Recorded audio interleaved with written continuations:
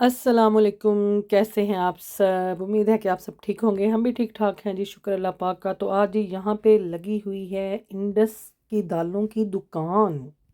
और आज जी आपकी हिना जी ने बनानी है बीफ हलीम, और उसके लिए सारी दालें हमने यहाँ पे सजा दी हैं।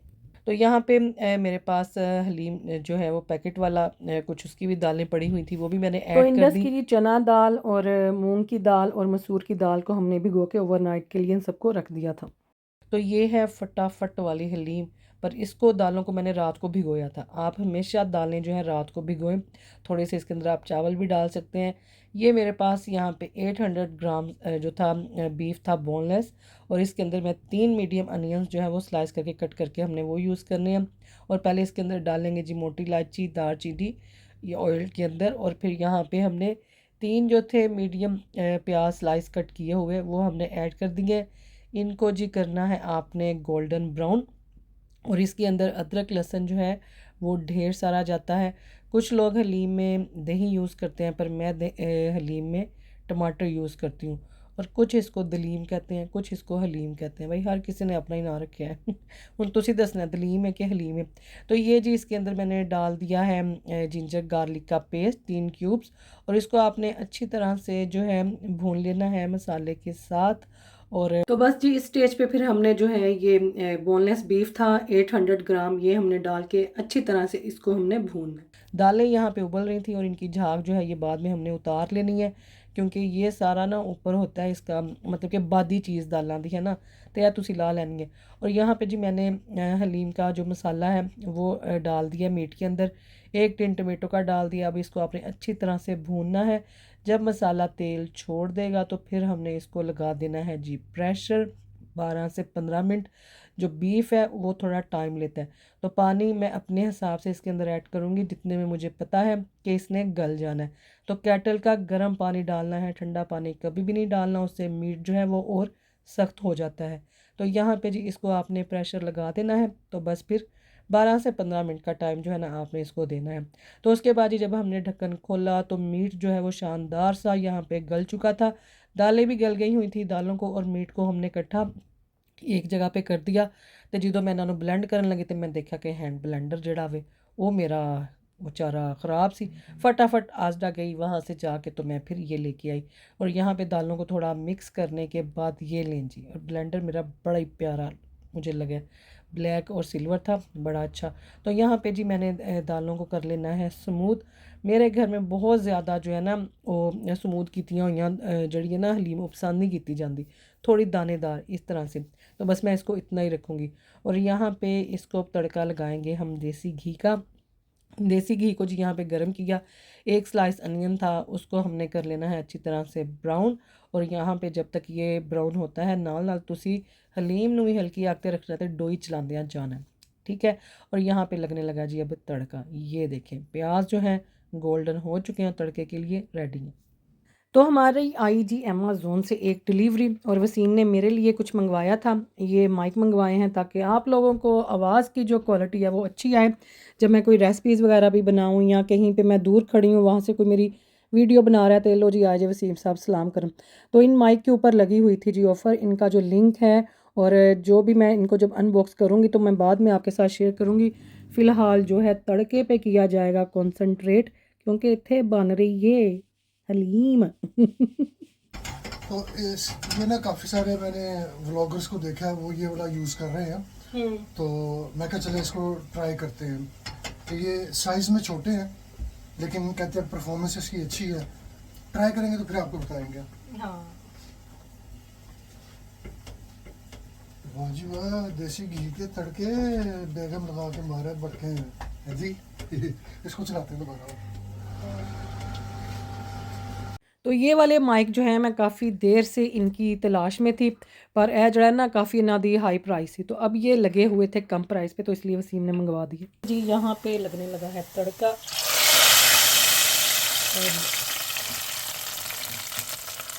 ठीक है। और इंडस के जितने भी मैंने रेसिपी वाले बॉक्स जो हैं यूज़ किए हैं, दालें इनकी यूज़ की हैं या इनके जो भी स्पाइसेस हैं, अभी तक इनके साथ मेरा एक्सपीरियंस माशाल्लाह बड़ा अच्छा जा रहा है। तो हलीम को जी अभी मैं हल्की आग पे रख दूँगी ताकि जो तड़का है उसकी खुशबू अच्छी तरह से हलीम के अंदर मिक्स हो जाए।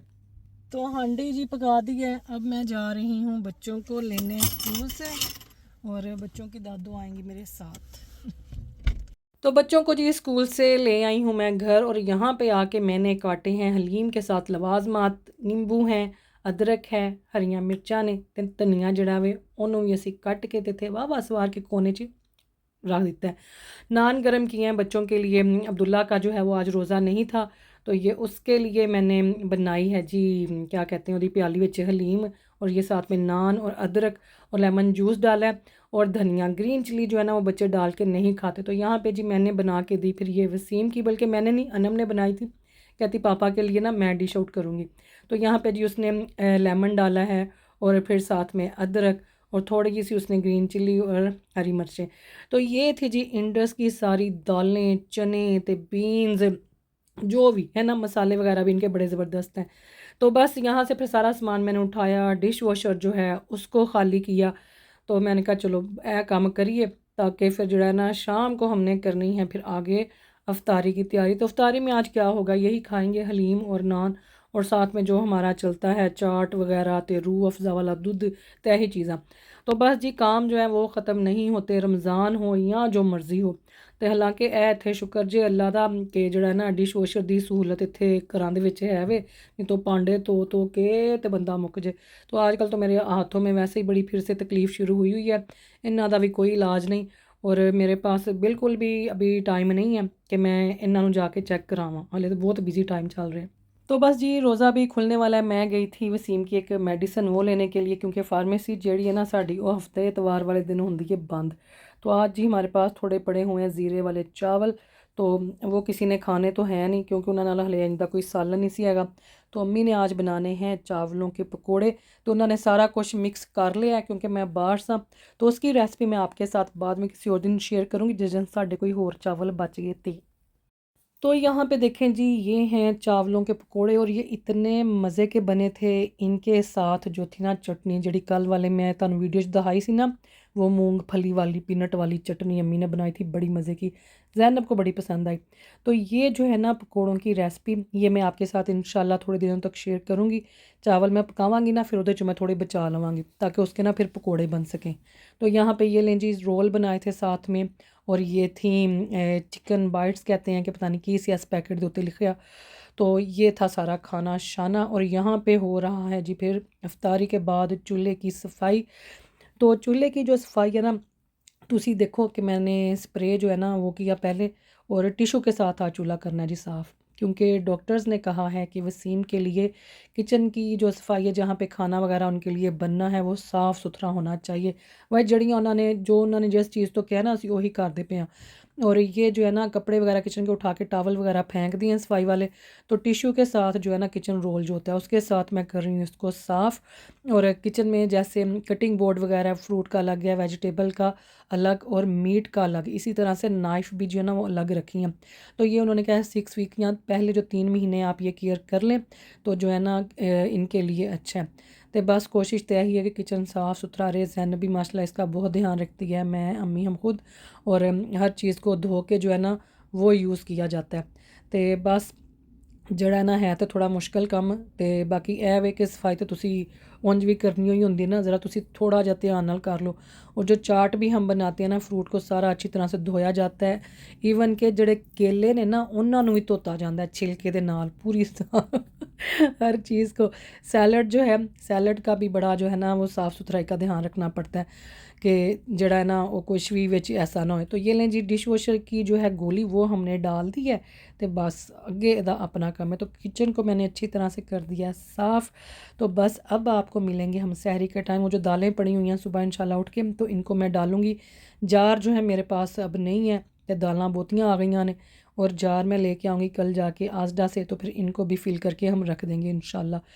तो चलें जी मिलते हैं। तो बच्चे तो जी अभी तक जाग रहे हैं, मैं करूँ यहाँ से लाइट वगैरह बंद। तो बस वीकेंड तो साढ़े घर इंज ही होंदा है, लेट सोना तो फिर सहरी करनी और फिर जो है नमाज़ पढ़ के सोना और फिर सुबह लेट उठना, तो बड़ा मज़ा आता है। तो यहाँ जी अब हम उठे हैं, सहरी का टाइम है। तो बस इत्थों चुकांगे सी अपनी कढ़ाई शढ़ाई जो कि रात को धो के रखी थी यहाँ पे। तो ये देखें जी अम्मी की सहरी चाय है, 2 स्लाइस हैं जैम वाले, खजूरें हैं, अंगूर हैं और एक केला है माशाल्लाह। ए देखो ये सहरी होती है। हेल्दी फूड खाने हमने खाना पराठा ते नाल दाल। भाई अम्मी नहीं पराठा खाते, उन्होंने मैं क्या हूँ तुम यार कि खुद पराठा खा रही हैं, सास को 2 सुक्के टोस्ट और ऊपर हल्का सा ये अम्मी खुद बनाती हैं ऐसे, वो नहीं खाती पराठा। दसो आप ही दसो उन्होंने क्या नहीं मैं नहीं खाती परोठा भाई, हजम करना बड़ा मुश्किल होता है। सुबह सुबह यंग बनने वास्ते ठीक है, बुढ़िया वास्ते नहीं बड़ी चंगा है। मते उन्होंने ऐ लगे कि हीना ने पता नहीं इशारा कीता तुसी बोलना नहीं नहीं इशारा भी नहीं किया, मैं आप ही तुम दसनी पई हां, गलतफहमी च ना रहना बिल्कुल नहीं। हाँ okay thank you guys. Guys sari अम्मी ने भी गाइस कहते हैं, ठीक है। और यहाँ पे जी तवा मैंने धो के रख दिया है, ये मैंने पराठा रोल किया हुआ है और मैं बनाऊंगी अपने लिए पराठा। देखो शक्ल के जो होती है। आज तो मैं 1:30 बजे की जाग रही हूँ, मेरे हाथों में बड़ी दर्द सी, हाथों में बड़ी तकलीफ थी। फिर उठी, एक मेरी मेडिसिन है होम्योपैथी की, वो मैं लब के खप गई, बड़ी मुश्किलों से मिली। फिर वो मैंने पी और फिर मैं सोई और मैं अब उठी हूँ कितने बजे, तकरीबन 3:45 बजे। और मेरी आज की जो सहरी थी वो सेम कल वाली सहरी वाली थी। पराठा था, अंडा है, साथ में मूंगी मसरों की दाल। भाई दाल पक जे ना छेती मुकदी नहीं। पहले दिन तो सारे शौक नाल खाणगे, अगले दिन ढक्कन चुक्कन के हांडी का तो कहणगे अच्छा अज भी दाल है। तो हमारे घर में दाल जो है ना, या तो मैंने ख़त्म करनी होती है या वसीम ने, बच्चों के चाचू भी शौक से खा लेते हैं। तो आज जी अंडा हमने बनाना है तवे पे। मेरा ना जो मूड नहीं सी, मैं तवे चुक के ओवन में रखा, फिर मैं फ्राइंग पैन कड्ढा, तो मैंने ना तवे के ऊपर ही डाल दिया जी यहाँ पे देसी घ्यो।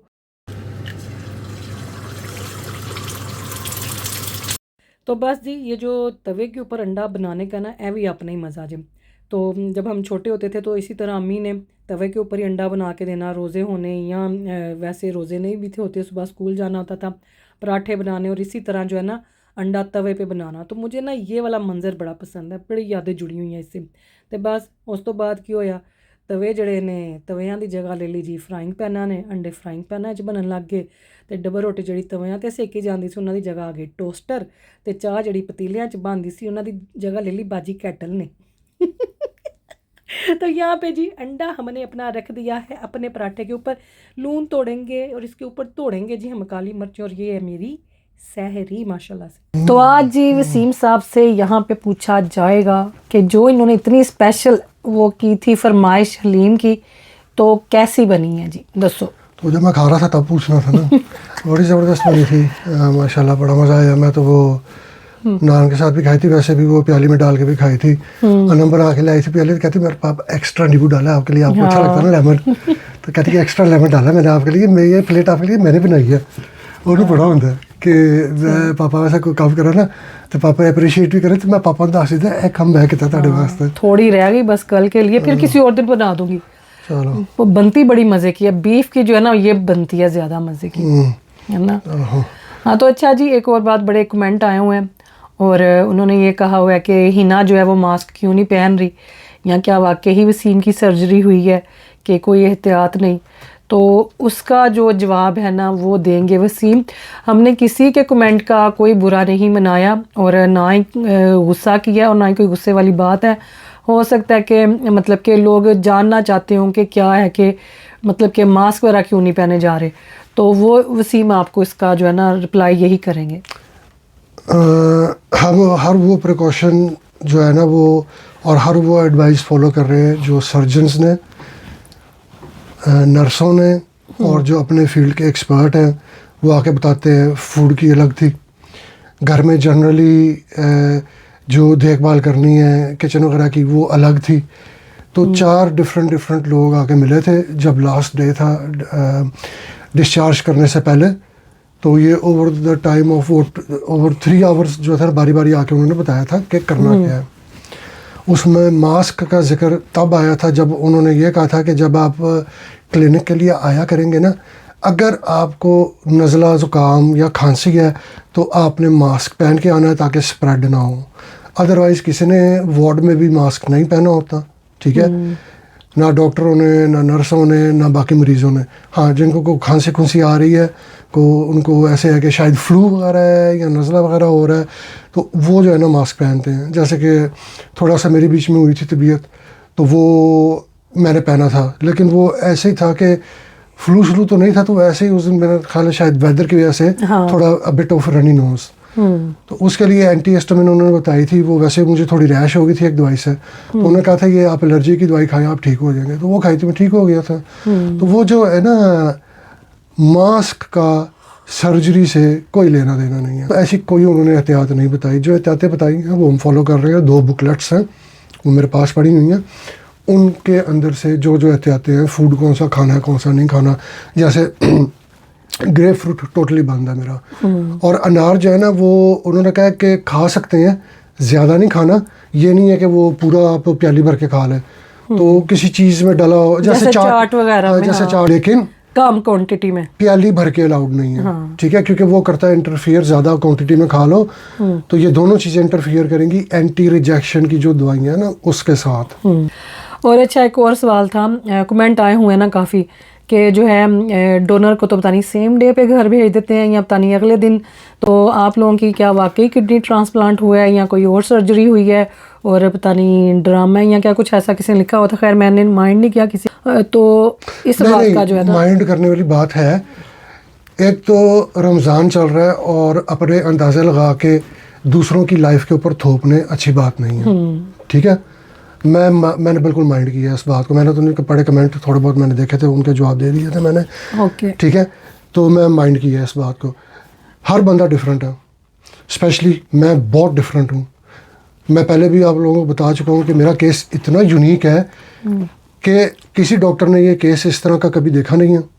ठीक है, और जब का मैं एडमिट हुआ था ना विक्टोरिया वार्ड में नवंबर 2022 में, तो वो मुझे जैसे जैसे ट्रीट कर रहे थे और मेरे जो रिएक्शन दवाइयों के और ट्रीटमेंट के जो आ रहे थे ना, वो अमेज्ड थे डॉक्टर्स। कहते ये रिएक्शंस हमने कभी नहीं देखे। ठीक है, और वो क्लियरली कह चुके थे, वो अपनी फील्ड के एक्सपर्ट थे, कंसल्टेंट बाकायदा।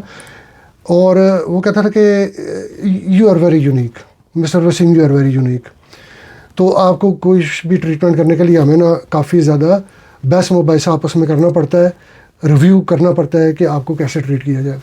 फॉर एग्ज़ाम्पल, डायलिसिस के दौरान नॉर्मल जो मरीज़ हैं, मर्द हो, औरत हो, बूढ़ा हो, जवान हो, अमीर हो, गरीब हो, उसका ब्लड प्रेशर ड्रॉप हो जाता है। वो इतना ज़्यादा ड्रॉप हो जाता है कि जो बेड है ना, इधर सर है ना, तो सर नीचे कर देते हैं, टांगे ऐसे ऊपर कर देते हैं और उसको उधर रखना पड़ता है जब तक वो, ताकि ब्लड उसके ब्रेन को जाता रहे, वरना वो पास आउट हो जाते हैं।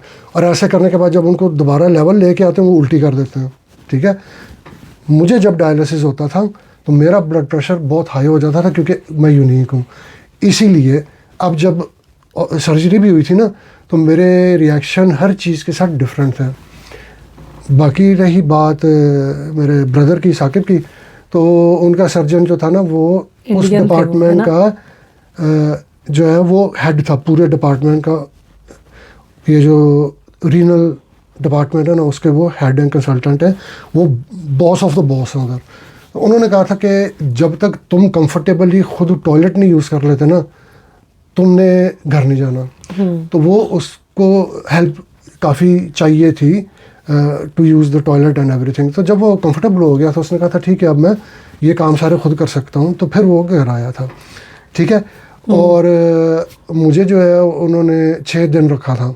ठीक है, उनको मैंने पूछा था 5th डे ना, क्योंकि मैं हॉस्पिटल में बहुत तंग आता हूँ। मैं खुद ही तंग पड़ गए थे। मैं सो ही नहीं सकता। मैं 4थे दिन उनको कहा था यार घर भेज दो मुझे। कहते नहीं अभी नहीं भेज सकते, क्योंकि वो जो यूरिन बैग लगा हुआ था, कहते हैं हमने अभी कैलकुलेशंस करनी है क्योंकि आपकी आउटपुट कितनी है, कि किडनी का फंक्शन कैसे चल रहा है। ठीक है, क्योंकि आपको वेस्कुलाइटिस भी था, आपका इम्यून सिस्टम अब जो है वो ड्रॉप भी किया हुआ है। हमें पता नहीं है क्योंकि आपके लेटेंट टीबी भी था, आपको भी हम घर नहीं भेज सकते। और मेरे ब्लड टेस्ट रोज़ाना काफ़ी ज़्यादा लेते थे वो। तो ये जब वो सारी तसल्ली होगी तो फिर उन्होंने घर भेजा था। मैं 5th डे पे मुझे भेजा था और 6 डेज़ मेरा में 6ठे दिन आप आए थे और वीक के बाद साकिब आया था। वो अगले दिन आया था ना। तो बल्कि जिस दिन मैं घर आया हूँ तो वो देखो कितनी मुश्किलों से मैं गाड़ी में बैठा हूँ और बड़ी स्लो आना पड़ा था, वो झटके लगते थे। हाँ सच, गाड़ी से याद आया गाड़ी कि आपके हिना के जो बहनोई हैं उन्होंने क्यों नहीं हेल्प की। हॉस्पिटल पिक एंड ड्रॉप में या हिना के नर्सिंग में? नंबर वन उन्होंने कहा था कि फैमिली एंड फ्रेंड से आप दूर रह सकते हैं तो 6 हफ्ते उनको अवॉइड करें। इस वजह से मेरे अबू भी नहीं आए मिलने, ठीक है। उनको चचा ने भी आना था, उनका भी फ़ोन था, मुझे डेट पूछ रहे थे कब तक, तो उनको मैंने बता दिया, अबू को भी बता दी। फ्रेंड्स हैं मेरे कुछ, उन्होंने मिलने आना था, उनको भी पता है। उनमें से एक जो फ्रेंड है वो उनका भी ट्रांसप्लांट हुआ था, कुछ देर हो गई उनको भी, तो उन्होंने बड़ा गाइड किया मुझे, फ़ोन करके ना गाइड करते रहे, तो वो भी नहीं आए मिलने क्योंकि आदिल भाई, क्योंकि प्रिकॉशन बड़ी ज़रूरी है, सही है ना, तो इसलिए नहीं आए। बाकी वो जो मास्क मूस्क की स्टोरी है ना, वो जैसे अब्दुल्ला को थोड़ा वो स्टार्ट हो रहा था ऐसे नज़ला सा, तो वो मास्क पहन के बैठता था। वो 4 डब्बे मैंने मंगवा लिए, गाड़ी में रखा हुआ है, एक मेरे रूम के बाहर है, बच्चों के रूम में नीचे। तो वो फिर वो अब जैसे क्योंकि डॉक्टर्स ने कहा था कि if you have any symptoms of cold cough flu like, तो फिर मास्क आपने पहनना। घर में भी अगर कोई आपका जो है ना मेंबर, अगर उसको ये हो रही है ना, तो उसने मास्क पहनना, मुझे पहनने का फ़ायदा नहीं है। तो बाकी चले, अगर वो भाईजान को मैं कह भी देता तो वो तो अपने थे, वो यहाँ पे अवेलेबल भी नहीं थे, ठीक है। अगर अवेलेबल होते भी ना तो सारी फैमिली में वैसे फ्लू है, अगर अवेलेबल होते भी तो उनको मैंने कह ही नहीं था सकता, क्योंकि उनकी जो है ना, उनकी गाड़ियाँ हैं वो सैलोन गाड़ियाँ हैं, तो वो नीचे होती हैं बहुत, ठीक है। और हिना की जो ऑडी है उसके अंदर भी नहीं मैं बैठ सकता, वो बहुत लो है, सही है। मेरी जो है ना ये है SUV, ये होती है ऊंची पोजर जो है, ठीक है। तो इसके अंदर मेरा बैठना और निकलना आसान है, जोर नहीं पड़ता। सर्जन ने स्ट्रिक्टली कहा था कि 6 हफ्ते तो तुमने वो स्टैंड भी नहीं हटाना अपने बाथरूम में से, कि तुम्हें लगेगा भी ना कि तुम अब ठीक हो, तुमने उसको यूज़ करना है। क्योंकि मेरा जो ऑपरेशन हुआ है ना, वो है कोई 9 इंच लंबा वो कट है, तो पेनफुल है, अभी भी पेनफुल है। हाँ। और दूसरा प्लीज़ इस तरह की बातें ना करें, क्योंकि मेरे जैसा बंदा जिदा सारा दिन जड़ा है ना वो भज दौड़ विच लंघदा है, और ज़्यादा जो है आपने देखा ही है कि मैं गाड़ी चला रही होती हूँ, तो यह ना हो कि किसी दिन मेरा जड़ा है ना वो किधर गड्डी विच या किधर ही दी एंड हो जाए स्ट्रेस दे नाल, क्योंकि काफ़ी ज़्यादा जिम्मेदारियां इस टाइम पे ना हमें इस चीज़ को प्लीज़ इंजॉय करने दें कि वो क्यों नहीं आया, उन्हें क्यों नहीं हेल्प की, या पता नहीं सर्जरी हुई है कि नहीं, खुदा दा वास्ता प्लीज़ ऐसी बातें ना करें जिससे जो है ना हमारा दिल दुखे। बहुत हार्ड टाइम देखा है, बहुत जो है आपको पता ही है कितना मुश्किल टाइम गुजरा है, और वसीम के लिए भी ये बिल्कुल ठीक नहीं है कि उनको कोई इस तरह की स्ट्रेस हो। हाँ, वही ना कि वो अब इंश्योर्ड नहीं है पैसों के ऊपर, ठीक है। अब ये मोटेबिलिटी की गाड़ी है, इसके ऊपर सिर्फ आप इंश्योर्ड हो, मैं इंश्योर्ड हूँ, इसको कोई और नहीं चला सकता। बिल्कुल यार ज़रूरत नहीं है ना, माशाल्लाह अब चला लेती है, तो ज़रूरत नहीं है किसी और की। और मुझे खुद भी अच्छा लगता है अपने काम खुद करने। मैं ना इंज मेरे भैन भरा मैंने ऑफर भी करना, तो मैं उन्होंने ही कही जाती हूँ नहीं नहीं नहीं नहीं, पता नहीं मुझे ना, मैं यूज्ड हो गई अपने सारे काम करने। बल्कि आपके साथ आता जाता हूँ तो वो एक हमें अलोन टाइम भी मिल जाता है, हाँ, है ना, कलियां गल्लां करना। चले उठे, चल के मैं अफ्तारी का कुछ देखूं जाके। चाय का पानी रखो। चलो ठीक है, आ जाना फिर। ओके, अभी हमारा बस रोज़ा खुलने में आधा घंटा है गाइस। एक बात एंड में मैं ज़रूर कहूँ कि ये ट्रांसप्लांट नहीं हुआ, खुदा का खौफ करें, रमज़ान है, खुदा का खौफ करें, अल्लाह ना आपको अल्लाह की हिदायत पकड़ दे, से बचें बस। अल्लाह आपको हिदायत दे, खुदा का खौफ करें, ठीक है। अगर हम हंसते हुए नज़र आ रहे हैं ना, तो इसका ये मतलब नहीं है कि तकलीफ़ में नहीं है, तकलीफ़ में अभी भी हूँ, ठीक है। बिल्कुल। तो बहरहाल अल्लाह आपको ना हिदायत दे। तो केसेस हो रहे थे, प्लाज्मा एक्सचेंज हुआ है, कीमोथेरेपी हुई है, ਤੇ ਉਹ ਇੱਕ ਹੁਣ ਉਹ ਚੀਜ਼ਾਂ ਡਰਾਮਾ ਤੇ ਇੰਨਾ ਹੈਗੀਆਂ, ਤੇ ਅੱਲਾ ਨਾ ਕਰੇ ਕਿ ਇੰਨਾ ਡਰਾਮਾ ਕਿਸੇ ਨਾਲ ਹੋਵੇ, ਠੀਕ ਹੈ ਨਾ। ਸਾਡੇ ਡਰਾਮਾ ਸੀਰੀਜ਼ ਦਾ ਐਡਾ ਵੱਡਾ ਬਜਟ ਅਸੀਂ ਪੂਰਾ ਇੰਨੇ ਚ ਅਸੀਂ ਖਰੀਦ ਲਿੱਤਾ। हाँ, ਇੰਨਾ ਚ ਸਾਡੇ एक अस्पताल नहीं, 3 अस्पताल। और यहाँ जी आज फिर मैंने बनाए थे पकोड़े, साथ में रोल, और आज जो है जैनब ने बनानी है फ़िश जो वो बनाती होती है, साथ में ये वेजिटेबल वगैरह होंगे।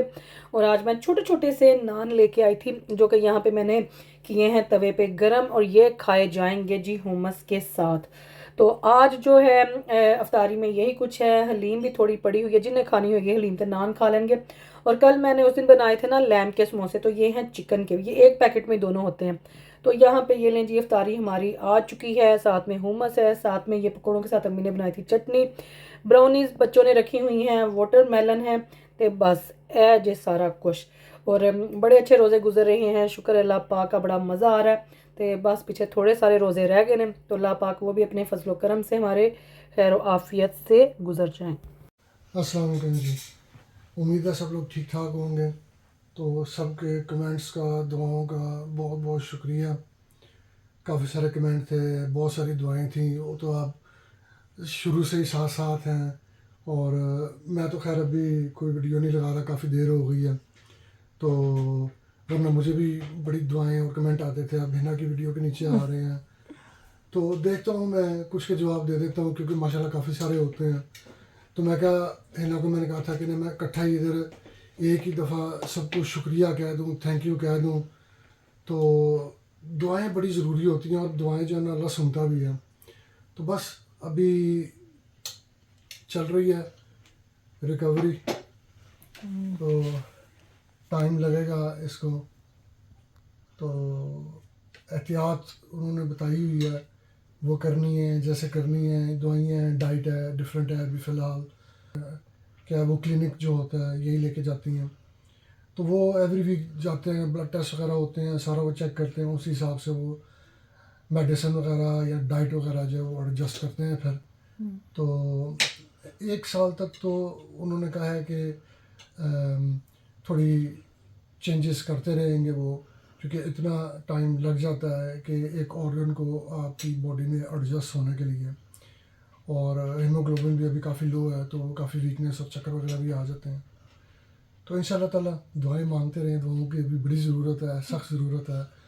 तो अभी तो ख़ुद भी समझ रहे हैं कि कैसे है क्या है, काफ़ी सारी उन्होंने बातें बताई हैं, इतनी सारी डॉक्टर बता रहे हैं, इतनी सारी बातें जो वो एक्सपर्ट हैं अपनी अपनी फील्ड के, वो बता रहे हैं, तो काफ़ी कुछ याद रखने वाला है।